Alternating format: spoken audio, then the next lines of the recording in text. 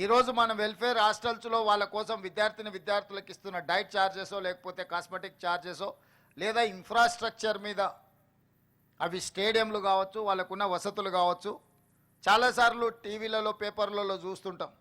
వందలాది మంది విద్యార్థులు ఉంటారు, 4 టాయిలెట్స్ ఉన్నాయని పెద్ద క్యూ చూపిస్తుంటారు. లేకపోతే తాగడానికి నీళ్లు లేవు, నీళ్ళు ఎక్కడికే వెళ్ళి మధ్యాహ్నం లంచ్ టైంలో వాళ్ళు నానా ఇబ్బంది పడుతున్నారు. లేకపోతే పిల్లలు పడుకోవడానికి చలికాలం వస్తే కనీసం వసతులు కూడా లేవు, కనీసం కప్పుకోవడానికి దుప్పట్లు కూడా లేవు. పాఠశాల ప్రారంభోత్సవ రోజుల్లోనే వాళ్ళకు స్కూల్ డ్రెస్సెస్ కానీ లేకపోతే టెక్స్ట్ బుక్కులు కానీ ఇతర ఇవ్వడం లేదు అని మనం ఇప్పటికీ టీవీలలో పేపర్లలో చూస్తున్నాం. ప్రతిసారి అకాడమిక్ ఇయర్ స్టార్టింగ్లో ఈ సమస్యలను అన్నిటిని చూస్తున్నాం. మరి 40, 50, 60, 70 ఏండ్ల నుంచి మనం నేర్చుకున్నది ఏంది? మనకు తెలుసు నెక్స్ట్ ఇయర్ జూన్లో అకాడమిక్ ఇయర్ స్టార్ట్ అవుద్ది అని.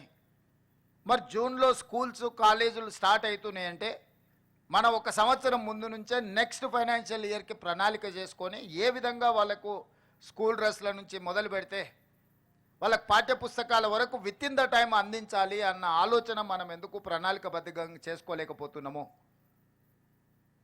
మనం ఐఏఎస్లని ఇంత ఉన్నతాధికారులను ఇంత వ్యవస్థను పెట్టుకొని ఈ వ్యవస్థ ఈ సమస్యను పరిష్కరించడానికి ఎందుకు మనం ప్రణాళికబద్ధంగా ముందుకు వెళ్తలేము?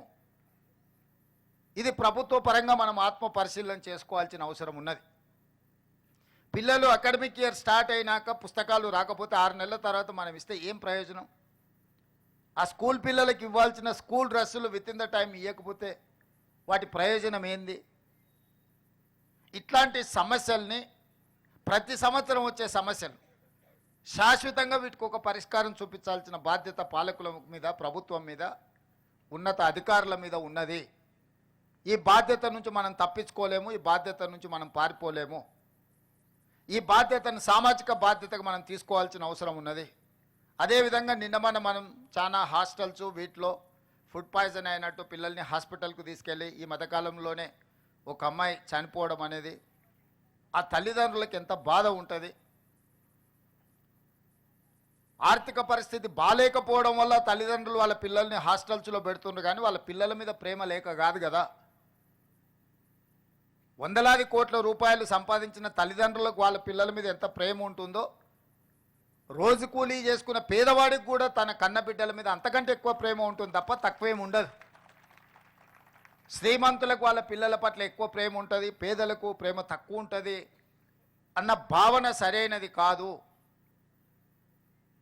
మరి వాళ్ళ పిల్లలు మనల్ని నమ్మి, ఈ ప్రభుత్వాన్ని నమ్మి, ఈ సిబ్బందిని నమ్మి ఈ రెసిడెన్షియల్ స్కూల్స్లో వాళ్ళ పిల్లలను చేర్పిస్తే వాళ్ళ సంక్షేమము, వాళ్ళ యోగక్షేమాలు మనం సరైన విధంగా చూడకుండా నిర్లక్ష్యం చేస్తే ఆ పిల్లలు చనిపోతే ఆ బాధ్యత ఎవరు తీసుకోవాలి? ఇది మన గౌరవం, మన ప్రతిష్టను పెంచేదా లేకపోతే మన గౌరవ ప్రతిష్ట మసకబారేదా? ఈరోజు మనందరం ఆత్మ పరిశీలన చేసుకోవాలి. ఇట్లాంటి సంఘటనలు పునరావృతం కాకుండా చూసుకోవాల్సిన బాధ్యత ప్రభుత్వం మీద ఉన్నది, సిబ్బంది మీద ఉన్నది. కొన్నిసార్లు మనం ఏదైనా డైట్ విషయంలో లేకపోతే మౌలిక వసతుల విషయం మాట్లాడితే మాకు 6 నెలలు 8 నెలలు బిల్లులు రావడం లేదు, కిరాణా కొట్టుల్లో మేము అప్పు తెచ్చి నడిపిస్తున్నాం, 8 నెలలు మేము మా అప్పులకు మిత్తిలు కట్టాలంటే మేము ఎక్కడో ఒక దగ్గర నాణ్యత తగ్గించాల్సిందే అన్నట్టుగా చర్చలు వస్తున్నాయి.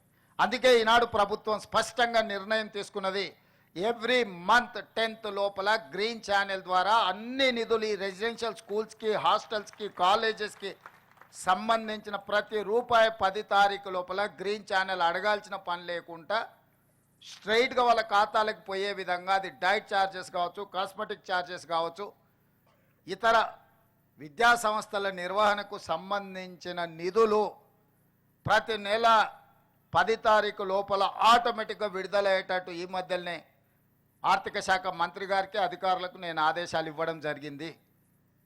ప్రతి నెల నేనే స్వయంగా పర్యవేక్షించి మీకు చేరడానికి అవసరమైన అన్ని నిర్ణయాలు తీసుకోవాలని ఈరోజు ప్రభుత్వం నిర్ణయించింది.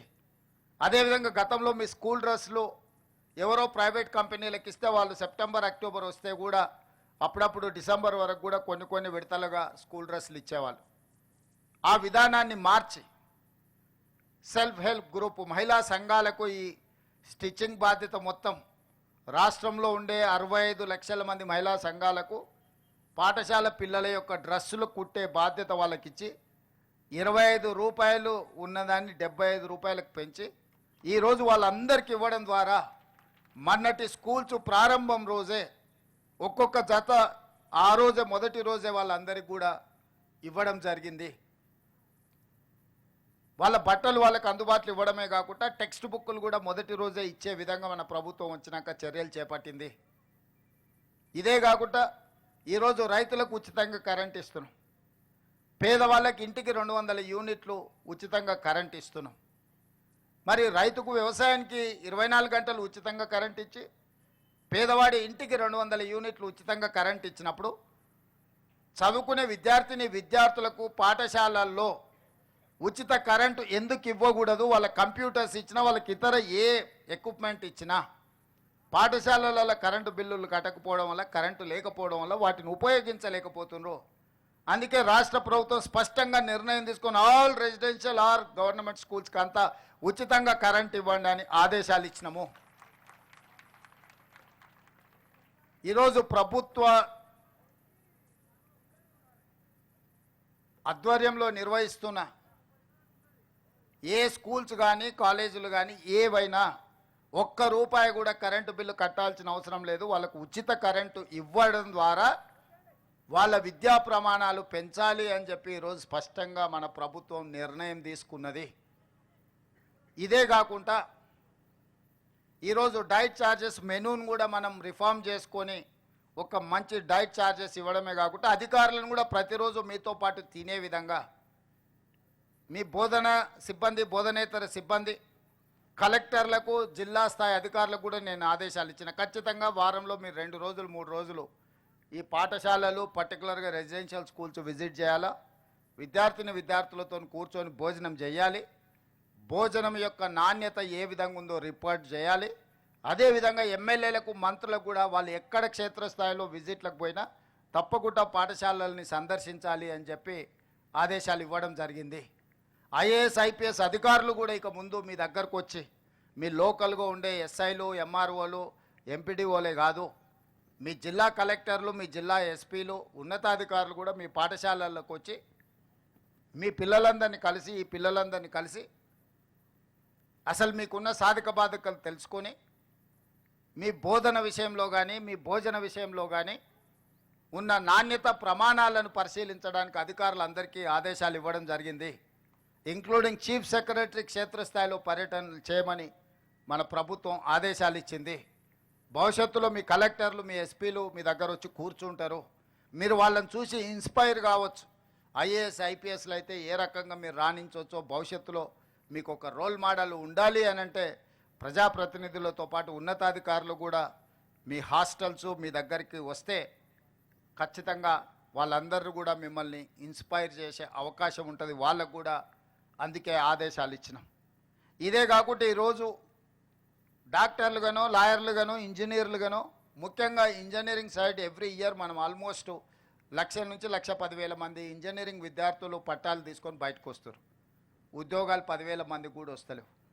దీని కారణం ఏంది అంటే పట్టా సర్టిఫికేట్ తీసుకుంటారు కానీ వృత్తి నైపుణ్యం ఉండడం లేదు, స్కిల్ లేకపోవడం వల్ల. అందుకే ఈరోజు డిప్లొమా నుంచి certificate course, diploma course, degree course ఏది మీ సర్టిఫికేట్ వచ్చినా మీకు నైపుణ్యం లేకపోతే మీకు ఉద్యోగ ఉపాధి అవకాశాలు రావు. మీరు ఉద్యోగం చేయడమే కాదు, 10 మందికి ఉద్యోగాలు ఇవ్వాలంటే మీలో నైపుణ్యం పెరగాలి. అందుకే తెలంగాణ రాష్ట్రంలో 75 ఐటీఐలను, ఇండస్ట్రియల్ ట్రైనింగ్ ఇన్స్టిట్యూట్స్ 50-60 సంవత్సరాల క్రితం మొదలు పెడితే వాటి సిలబస్ ఆ రోజుల్లోనే నిర్ణయించారు. ప్రపంచం ఎంతో వేగంగా అభివృద్ధి పదం వైపు నడుస్తుంది కానీ అక్కడ సిలబస్ మాత్రం మారలే. మనం పుట్టకముందు ఉన్న సిలబస్ ఈరోజు మనం అక్కడ ట్రైనింగ్ తీసుకుంటున్నాం. ప్లంబరో, ఎలక్ట్రీషియనో, మెకానికో, లేకపోతే ఇతర చాలా అంశాల పట్ల మనం ట్రైనింగ్ తీసుకుంటున్నాం. కానీ అది బయటకు వస్తే మనం ఇక్కడ నేర్చుకుంటున్న దానికి బయట ప్రపంచంలో ఉన్నదానికి ఏమాత్రం పొంతం లేదు. ఎంతో అవుట్డేటెడ్ అయిపోయిన సిలబస్ నేర్చుకుంటున్నాం. అందుకే టాటా ఇన్స్టిట్యూట్తో మాట్లాడి, టాటా కంపెనీతో మాట్లాడి ఈ రాష్ట్రంలో ఉన్న 75 ఐటీఐలను ఏటీసీలుగా, ఏటీసీ అంటే advanced technology centres, skill upgradation. ఆ ఐటీఐలలో చేరుతున్న వేలాది మంది విద్యార్థులకు టాటా సంస్థ తెలంగాణ రాష్ట్ర ప్రభుత్వం కలిసి అప్గ్రేడ్ చేయడానికి 2,400 రూపాయలు ఖర్చు పెడితే, 2,400 కోట్ల రూపాయలు మనం ఖర్చు పెడితే 2,100 కోట్ల రూపాయలు టాటా కంపెనీనే ఖర్చు పెడుతుంది. రాష్ట్ర ప్రభుత్వం కేవలం 300 కోట్లే. 14% స్టేట్ గవర్నమెంట్ పెడితే 86% టాటా సంస్థ పెట్టి ఈ 75 ఐటీఐలను ఏటీసీలుగా అప్గ్రేడ్ చేసి అందులో చేరుతున్న వాళ్ళకి ఈనాడు పోటీ ప్రపంచంలో ఏ టాలెంట్ అవసరం ఉందో ఆ టాలెంట్ నేర్పించి వాళ్ళకు ఉద్యోగాలు కూడా టాటా కంపెనీ ఇవ్వడానికి ఈరోజు ముందుకు వచ్చింది. ఇది ఒక గొప్ప మార్పు తెలంగాణ రాష్ట్రంలో. 75 సంవత్సరాల తర్వాత ఒక ప్రైవేట్లో 100% సక్సెస్ స్టోరీ ఉన్న ఒక ప్రముఖ సంస్థ రాష్ట్ర ప్రభుత్వ భాగస్వామ్యం తీసుకొని 2,400 కోట్ల రూపాయలు ఖర్చు పెట్టి గవర్నమెంట్ మీద భారం పడకుండా రోబోస్ కూడా ఐటీఐలలో ఏటీసీలలో ఈరోజు వాళ్ళు పెడుతున్నారు. వాళ్ళు ఇన్స్ట్రక్టర్స్ను వాళ్ళే తీసుకొస్తున్నారు. మన దగ్గర ఉన్న ఇన్స్ట్రక్టర్లకు కూడా వాళ్ళే ట్రైనింగ్ ఇస్తున్నారు. ఈ రకంగా ఈరోజు మనం ఐటీఐలను అప్గ్రేడ్ చేసుకొని వేలాది మంది తెలంగాణ యువతకు వృత్తి నైపుణ్యం నేర్పించి శిక్షణ ఇవ్వడం ద్వారా ఉద్యోగ అవకాశాలు కల్పిస్తున్నాము. మీరు వెనక్కి వెళ్ళి మీ గ్రామాలకు వెళ్ళినప్పుడు మీ అన్నలకు మీ కుటుంబ సభ్యులకు స్పష్టంగా చెప్పండి, ఈరోజు ఐటీఐలో చేరితే 100% మీకు ఉద్యోగం వస్తుంది. చేరడం ద్వారా మనం మన భవిష్యత్తుని తీర్చిదిద్దుకోవాలి. ఆ సర్టిఫికెట్ కోర్సులు చదవడం ద్వారా మీకు కనీసం నెలకు 30,000 40,000 సంపాదించుకునే అవకాశం ఉంది. అదేవిధంగా ఇంజనీరింగ్ కాలేజీలలో చేరుతున్న వాళ్ళకు కూడా 4 ఇయర్స్ డిగ్రీ ఉంటే 4 ఇయర్స్ వాళ్ళు థియరీలే చదువుకుంటున్నారు. చదువు అయిపోయిన తర్వాత బయటకు వస్తే ప్రాక్టికల్ ఎక్స్పీరియన్స్ లేకపోవడం వల్ల ఉద్యోగ అవకాశాలు రావడం లేదు. అందుకే ఈరోజు ఇంజనీరింగ్ కాలేజీలలో ఉన్న సిలబస్ని కూడా 2 సంవత్సరాలు వాళ్ళు థియరీ నేర్చుకుంటే 2 సంవత్సరాలు ప్రాక్టికల్గా కంపెనీస్లకి వెళ్ళి పెద్ద పెద్ద మల్టీనేషనల్ కంపెనీలలో వాళ్ళు పోయి శిక్షణ పొందే విధంగా ఆ టైంలో వాళ్ళకి ఆ సంస్థలు కూడా స్టైఫండ్ ఇచ్చే విధంగా ఈరోజు మనం కంప్లీట్గా సిలబస్ విధానాన్ని మార్చుకొని ఇంజనీరింగ్ గ్రాడ్యుయేట్స్ను కూడా సాంకేతికంగా వాళ్ళ నైపుణ్యం పెంచి ఈరోజు వాళ్ళను కూడా నిష్ణాతులుగా తయారు చేయడానికి ఈరోజు మన ప్రభుత్వం ఒక నిర్ణయం తీసుకుంది. ఇదే కాదు, ఈరోజు యంగ్ ఇండియా స్కిల్స్ యూనివర్సిటీ ప్రభుత్వ ఆధ్వర్యంలో చాలా యూనివర్సిటీలు ఉన్నాయి. యూనివర్సిటీలు అనుకున్నంత స్థాయిలో పనిచేయకపోవడం వల్ల యంగ్ ఇండియా స్కిల్స్ యూనివర్సిటీ అని ఈ రంగారెడ్డి జిల్లాలోనే మనము మహేశ్వరం శాసనసభ నియోజకవర్గ పరిధిలో 60 ఎకరాలలో ఒక యూనివర్సిటీ నిర్మించుకుంటున్నాం. దీనికి పీపీపీ మోడల్ అంటే పబ్లిక్ ప్రైవేట్ పార్ట్నర్షిప్. ఈరోజు మహీంద్రా వెహికల్స్ మనం చూస్తున్నాం. అంత పెద్ద కార్పొరేట్ సంస్థ యజమాని ఈరోజు young India skill university chairperson, అతనే బోర్డ్ చైర్మన్గా ఉంటాడు. అందులో రెడ్డి ల్యాబ్స్ కానీ అరబిందో కానీ ఇతర ఫార్మా కానీ ఐటీ కానీ డిఫరెంట్ కంపెనీలకు సంబంధించిన సీఈఓలు ఆ బోర్డు డైరెక్టర్స్గా ఉండి వాళ్ళే సిలబస్ తయారు చేసి వాళ్ళే విద్యార్థులను సెలెక్ట్ చేసి వాళ్ళే ట్రైనింగ్ ఇచ్చి సర్టిఫికెట్ కోర్సులు, డిప్లొమా కోర్సులు, డిగ్రీ కోర్సులు అందులో వాళ్ళకు నేర్పించి అందులో చదువుకున్న వాళ్ళందరినీ వాళ్ళే ఉద్యోగాలు ఇచ్చే విధంగా ఈరోజు మల్టీ టాలెంటెడ్ విద్యార్థులందరినీ కూడా శిక్షణ ఇచ్చి వాళ్ళ కంపెనీలలో తీసుకోవడానికి ఈరోజు యంగ్ ఇండియా స్కిల్స్ యూనివర్సిటీని ఈరోజు మనం ప్రారంభించుకున్నాం. దేశానికే ఆదర్శం ఈ యంగ్ ఇండియా స్కిల్స్ యూనివర్సిటీ. అదేవిధంగా స్పోర్ట్స్, మొన్ననే ఒలింపిక్ గేమ్స్ ఇవన్నీ చూసినాం. మనం 140 కోట్ల జనాభా ఉన్న మనము ఒక్క గోల్డ్ మెడల్ కూడా తెచ్చుకోలే. మరి ఇంతమంది యువత ఉండి మనము స్పోర్ట్స్లో రాణించకపోతే ప్రపంచ దేశాల ముందు మన దేశానికి అవమానం కాదా? నేను మొన్న సౌత్ కొరియా పోయి వచ్చిన. అక్కడ సౌత్ కొరియా స్పోర్ట్స్ యూనివర్సిటీ పోతే ఆ దేశానికి 32 మెడల్స్ వస్తే ఆ ఒక్క యూనివర్సిటీలోనే 16 మెడల్స్ వచ్చినాయి. ఒక అమ్మాయికి 3 గోల్డ్ మెడల్స్ వచ్చినాయి ఆర్చరీలో. అంటే ఒక అమ్మాయి ఆ యూనివర్సిటీలో చదువుకొని రాణిస్తే శిక్షణ తీసుకుంటే ఒకే అమ్మాయి ఒలింపిక్స్లో 3 గోల్డ్ మెడల్స్ సాధించింది. ఒక చిన్న దేశము హైదరాబాదు నగరంలో ఎంత జనాభా ఉందో టోటల్గా దేశంలో అంత జనాభా ఉంది. అట్లాంటి వాళ్ళు 32-34 మెడల్స్ ఒలింపిక్స్లో తెచ్చుకుంటే 140 కోట్ల జనాభా ఉన్న భారతదేశం గుడ్ల పగిచ్చి చూస్తుంది. ఇది మన దేశానికే గౌరవం కాదు. అందుకే తెలంగాణ రాష్ట్రం ఆలోచించి 2028 ఒలింపిక్స్లో ఖచ్చితంగా గోల్డ్ మెడల్స్ తెలంగాణ రాష్ట్రానికి సంబంధించిన క్రీడాకారులే సాధించాలి అని యంగ్ ఇండియా స్పోర్ట్స్ యూనివర్సిటీని కూడా మనం ప్రారంభించుకుంటున్నాము. మొన్ననే మనం ఆర్డినెన్స్ తీసుకొచ్చిన అసెంబ్లీలో బిల్లు పాస్ చేసి స్పోర్ట్స్ యూనివర్సిటీతో పాటు స్పోర్ట్స్ అకాడమీ ఎవరైతే టాలెంటెడ్ పిల్లలు ఉన్నారో వాళ్ళకు పూర్తిగా గవర్నమెంట్ శిక్షణ ఇచ్చి వాళ్ళకి అన్ని వసతులు ఏర్పాటు చేసి క్రీడలలో వాళ్ళని రాణించే విధంగా వాళ్ళకి శిక్షణ ఇవ్వాలి అని ఈరోజు రాష్ట్ర ప్రభుత్వం నిర్ణయం తీసుకున్నది.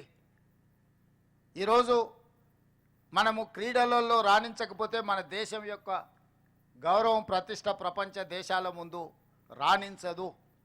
వీటన్నిటిని దృష్టిలో పెట్టుకోవాలి. మనం మీకు తెలుసు నిఖత్ జరీన్ అని ఒక అత్యంత సామాన్యమైన కుటుంబం నిజామాబాద్ నుంచి బాక్సింగ్ ఛాంపియన్షిప్ సాధిస్తే ఆ అమ్మాయికి మనము స్పోర్ట్స్లో రాణించినందుకు DSP post group 1 DSP post డైరెక్ట్గా అన్ని మినహాయింపులు ఇచ్చేసి ఆ అమ్మాయిని డిఎస్పి అధికారిగా నియమించినాం.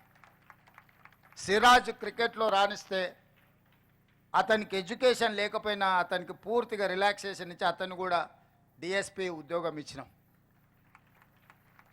నేను ఎందుకు ఈ విద్యార్థుల ముందు ఇవన్నీ ప్రస్తావిస్తున్నా అంటే చదువుకుంటేనే ఉద్యోగం వస్తుంది, చదువుకుంటేనే మన లైఫ్కి ఒక భద్రత ఉంటుందని కాదు. మీరు క్రీడలలో రాణించిన డెఫినెట్గా ప్రభుత్వ ఉద్యోగాలే కాదు ప్రపంచంలో ఎన్నో అవకాశాలు ఎదురు చూస్తున్నాయి మన కోసము.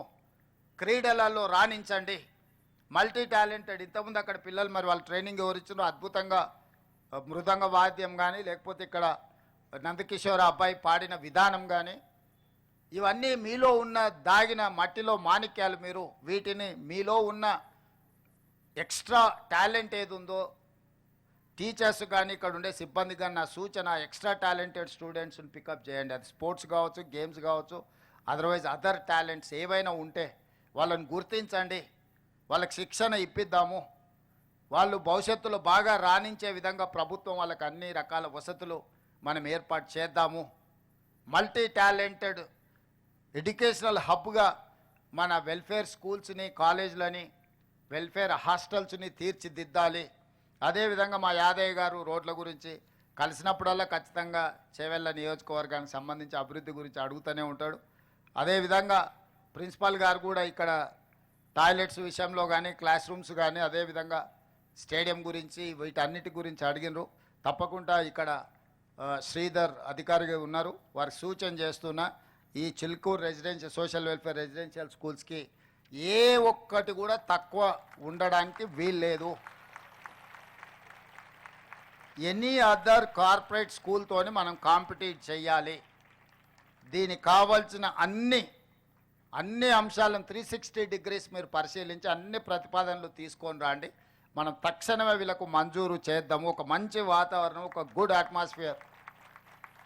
1987లో మొదలైన ఈ స్కూల్ని ఇప్పుడు మనం అప్గ్రేడ్ చేసుకోవాల్సిన అవసరం ఉన్నది. ఈరోజు ప్రపంచంతో పోటీ పడే విధంగా ఎలాంటి మౌలిక వసతులు ఉండాలనో దానికి సంబంధించి అన్ని రకాల ప్రతిపాదనలు తీసుకురండి. ఈరోజు ఇవే కాదు, SC, ST, BC, minority schools ఏవైతే ఉన్నాయో చాలా వరకు మంజూరైనా కానీ ఎవ్వరికీ ఎలాంటి వసతులు లేవు. పోల్ట్రీ ఫార్మ్స్ బంద్ అయితే అందులోనో, లేకపోతే ఎవరైనా దివాలా తీసిన కాలేజీలు ఉంటే అందులోనూ ఈ రెసిడెన్షియల్ స్కూల్స్ నడుపుతున్నారు. దాంతో బాగా ఇబ్బంది ఎదుర్కొంటున్నారు. అందుకే young India integrated residential schools అని ఒక నూతన విధానం, దేశంలో ఎక్కడ లేని విధానం మనం తీసుకొచ్చినాం. చేవెళ్ళకు కూడా అది ఇస్తున్నాం. అంటే ప్రతి నియోజకవర్గంలో 25 ఎకరాలలో 120 నుంచి 150 కోట్ల వరకు పెట్టుబడి పెట్టి ఒక అద్భుతంగా కార్పొరేట్ స్కూల్స్ లెవెల్లో ఇన్ఫ్రాస్ట్రక్చర్ ఇచ్చి ఎస్సీ, ఎస్టీ, బీసీ, మైనారిటీ పిల్లలందరూ 2000 నుంచి 2500 మంది విద్యార్థులు ఒకే దగ్గర చదువుకునే విధంగా ఈరోజు మౌలిక వసతులు ఏర్పాటు చేయడానికి రాష్ట్ర ప్రభుత్వం నిర్ణయం తీసుకున్నది. అందుకే విద్యాశాఖ నా దగ్గర పెట్టుకున్నా. స్వయంగా ముఖ్యమంత్రిగా నేనే పర్యవేక్షిస్తున్న వీటన్నిటినీ. Young India integrated residential schools కావచ్చు, యంగ్ ఇండియా స్కిల్స్ యూనివర్సిటీ కావచ్చు, యంగ్ ఇండియా స్పోర్ట్స్ యూనివర్సిటీ కావచ్చు, ఆల్ వెల్ఫేర్ రెసిడెన్షియల్ స్కూల్స్ వీటన్నిటిని నేనే ప్రత్యక్షంగా పర్యవేక్షించి వీటిని పూర్తిగా కోల్పోయిన ప్రతిష్టను మళ్ళీ సాధించుకునే వరకు మనందరం కష్టపడి పనిచేయాలని చెప్పి ముఖ్యమంత్రి దగ్గర ఉంటేనే అధికారులు గౌరవంతోనో భయంతోనో సామాజిక బాధ్యతతోనో పనిచేస్తారన్న ఆలోచనతోని ఈరోజు మంచి అధికారులను నియమించడం జరిగింది. ఆ అధికారులందరికీ కూడా నా సూచన, ఇది మన బాధ్యత.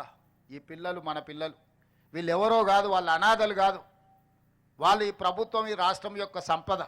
ఈ సంపదను తీర్చిదిద్దినప్పుడే ఈ తెలంగాణ పునర్నిర్మాణం అనేది వేగంగా మనం సాధించగలుగుతాము. ఈ యువతను మనము తెలంగాణ పునర్నిర్మాణంలో భాగస్వాములను చేయాలంటే నాణ్యమైన విద్యతో పాటు నాణ్యమైన శిక్షణ వీళ్ళకి ఇవ్వాలి, నాణ్యమైన మౌలిక వసతులను ఏర్పాటు చేయాల్సిన అవసరం మన అందరి మీద ఉన్నది.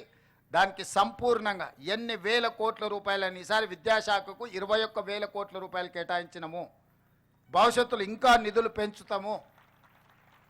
ఇది ఖర్చు కాదు, భవిష్యత్ తరాలను నిర్మించడానికి పెడుతున్న పెట్టుబడి. ఈ పెట్టుబడి తెలంగాణను బలోపేతం చేస్తుంది, తెలంగాణను అభివృద్ధి పదం వైపు నడిపిస్తుంది, తెలంగాణ ప్రతిష్టను నిలబెడుతుంది. ఈరోజు ఈ వెల్ఫేర్ రెసిడెన్షియల్ స్కూల్స్ కాలేజెస్ మీద పెడుతున్న పెట్టుబడి మనం ఖర్చుగా చూడొద్దు, దీన్ని భవిష్యత్ తరాల పెట్టుబడిగా చూడాలి. అందుకే ఈ బాధ్యత, ఈ రెస్పాన్సిబిలిటీ నేనే తీసుకున్నా, నేనే స్వయంగా పర్యవేక్షిస్తా. భవిష్యత్తులో నేను కూడా ఎక్కడికి వెళ్ళినా రెసిడెన్షియల్ స్కూల్స్ విజిట్ చేస్తా, పిల్లలతో ఇంటరాక్ట్ అవుతా, మీ నాణ్యమైన భోజనం ఏ విధంగా ఉందో పరిశీలిస్తా. ఎవరైనా ఎక్కడైనా తప్పిదాలకు పాల్పడితే ఖచ్చితంగా వాళ్ళను శిక్షిస్తాము. మీరు స్పష్టంగా గుర్తుపెట్టుకోండి, ఎవరైతే బాధ్యత ఉందో. నేను విద్యార్థులకు కూడా మీరు మెస్ కమిటీలాగా పెట్టుకోండి. నేను అధికారులకు కూడా సూచన చేస్తున్నా. ఇదే విద్యార్థులను ఒక మెస్ కమిటీగా పెడితే వండే కాడ నుంచి వడ్డించే వరకు ఈ పిల్లలే స్వయంగా పర్యవేక్షించిండ్రు అనుకో, వాళ్ళ కోసం వండే వంట నాణ్యత ఉందా లేదా, వాళ్ళ కోసం వడ్డించే భోజనం నాణ్యత ఉందా లేదా అనేది పరిశీలించుకునే అవకాశం వాళ్ళకే ఇస్తే వాళ్ళు మానిటరింగ్ చేసుకుంటారు. ఎక్కడైనా తప్పిదం జరిగితే వాళ్ళే సరిదిద్దుకునే అవకాశం ఉంటుంది. కాబట్టి ఆల్ రెసిడెన్షియల్ స్కూల్స్లో నేను అధికారులకు సూచన చేస్తున్నా, మెస్ మేనేజ్మెంట్ కమిటీలను విద్యార్థుల నుంచి ఒక కమిటీని ఫామ్ చేసి వాళ్ళ నుంచే కొంతమందిని వంట వండే కాడ నుంచి పరిశీలించడానికి పెట్టుకుంటే వాళ్ళే సూపర్వైజ్ చేసుకుంటారు. వాళ్ళకు కూడా ఒక అవగాహన పెరుగుతుంది. వాళ్ళకి మనం ఎంత ఛార్జెస్ ఇస్తున్నాం, ఎంత ఖర్చు పెడుతున్నాం, ఎంతమంది విద్యార్థులు ఉన్నారు, ఏమైనా లెక్కలు తప్పు రాస్తున్నామా, లేకపోతే వాళ్ళకి మనం ఇస్తున్న నిధులు సరిపోతున్నాయా లేదా వాళ్ళే అంచనా వేసుకుంటే వాళ్ళు స్పష్టంగా ఒక మంచి కార్యక్రమాన్ని తీసుకోవడానికి అవకాశం ఉంటుంది.